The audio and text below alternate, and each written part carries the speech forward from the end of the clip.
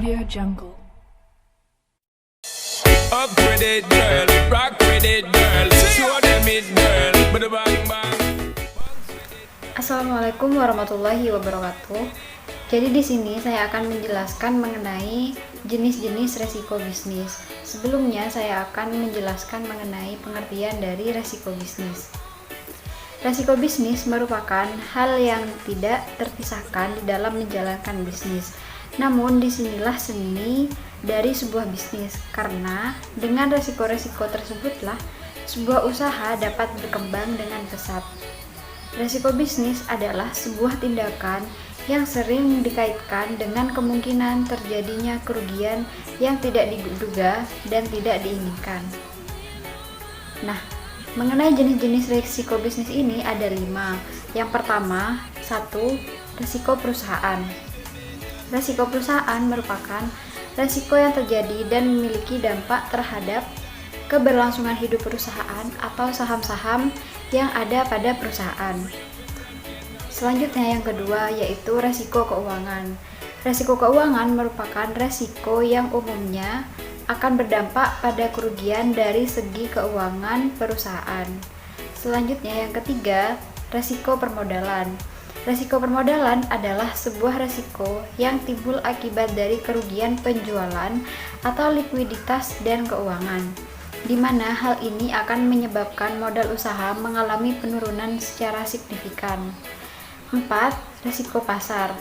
Resiko pasar merupakan resiko yang timbul dari adanya persaingan usaha, dari gaya hidup pelanggan, perubahan pola persaingan, atau munculnya persaingan baru yang lebih berpotensial di pasar produk. Yang kelima yaitu yang terakhir, resiko operasional. Resiko yang terakhir ini timbul akibat dari adanya penyimpangan hasil prediksi. Hal ini terjadi karena kurang sempurnanya penerapan kepuasan, masalah SDM, teknologi, dan adanya perubahan sistem inovasi dan mutu. Assalamualaikum warahmatullahi wabarakatuh. Perkenalkan, nama saya Ardi Marta Kusuma, NIM 1903211000116. Di sini saya akan menjelaskan tentang pencegahan risiko. Nah, ada beberapa langkah pencegahan risiko. Yang pertama yaitu identifikasi risiko. Identifikasi risiko merupakan proses yang meliputi pengidentifikasian kemungkinan terjadinya kerusakan dalam aktivitas sebuah usaha. Nah, langkah yang kedua yaitu analisis risiko. Setelah melakukan identifikasi, maka ada tahap analisis risiko, di mana kita melihat berapa banyak kerusakan yang mungkin terjadi dan probabilitas risiko yang terjadi dalam sebuah usaha tersebut. Yang ketiga yaitu pengelolaan risiko. Nah, dalam segala aspek, pengelolaan itu sangat perlu, termasuk dalam risiko. Pengelolaan yang baik akan berdampak positif terhadap pencegahan dampak kerusakan yang akan terjadi akibat ketidakpastian. Langkah yang keempat yaitu implementasi manajemen risiko, di mana di sini merupakan proses strategi dan semua perencanaan yang ditulis atas apa yang akan dilakukan. Nah, tentu saja kita perlu menetapkan apa yang akan kita pilih dalam strategi perencanaan tersebut. Nah, langkah yang kelima yaitu monitoring risiko. Dalam sebuah usaha, memonitor dari awal hingga akhir itu sangat penting, karena kita dapat mengetahui keefektifan jalannya sebuah usaha yang telah diidentifikasi.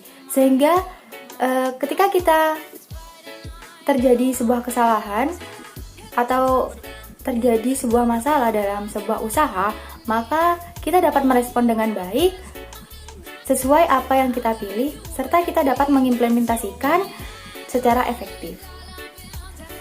Baik, itulah pemaparan tentang pencegahan risiko. Selanjutnya akan dijelaskan oleh partner saya. Perkenalkan, nama saya Reza Maulana Alfarisi, NIM 1903211000119. Oke, saya akan menjelaskan tentang pengertian hedging. Hedging berasal dari kata bahasa Inggris hedge atau dalam bahasa Indonesia yang artinya lindung nilai. yang artinya sebagai investasi yang dilakukan untuk mengurangi atau menghilangkan resiko pada investasi yang lain. Hedging menguntungkan bagi investor maupun perusahaan karena dapat mengurangi munculnya resiko bisnis tidak terduga, sehingga tetap ada kemungkinan mendapatkan keuntungan. Selanjutnya, jenis-jenis hedging. Yang pertama ada kontrak syarah atau forward contract. Kontrak syarah adalah sebuah kontrak perjanjian antara kedua pihak atas pembelian atau penjualan aset dalam bentuk apapun pada tanggal dan harga yang telah disepakati sebelumnya. Yang kedua ada kontrak berjangka atau future contract. Kontrak berjangka merupakan sebuah kontrak standar antara dua pihak yang diperdagangkan pada bursa berjangka untuk menjual atau membeli aset dari instrumen keuangan pada suatu tanggal di masa depan dengan harga tertentu yang sudah disepakati. Yang ketiga ada pasar uang atau money market. Pasar uang adalah tempat di mana pembelian jangka pendek, penjualan dan pemberian pinjaman yang jatuh tempo dalam waktu kurang dari 1 tahun, meliputi berbagai macam kontrak seperti covered call untuk ekuitas, operasi pasar uang untuk bunga dan mata uang. Perkenalkan, nama saya Sadripulo, NIM 190321100125. Saya akan menjelaskan tugas dari pengantar bisnis, yaitu materinya pemulihan kegagalan bisnis. Poin pertama adalah pemulihan finansial.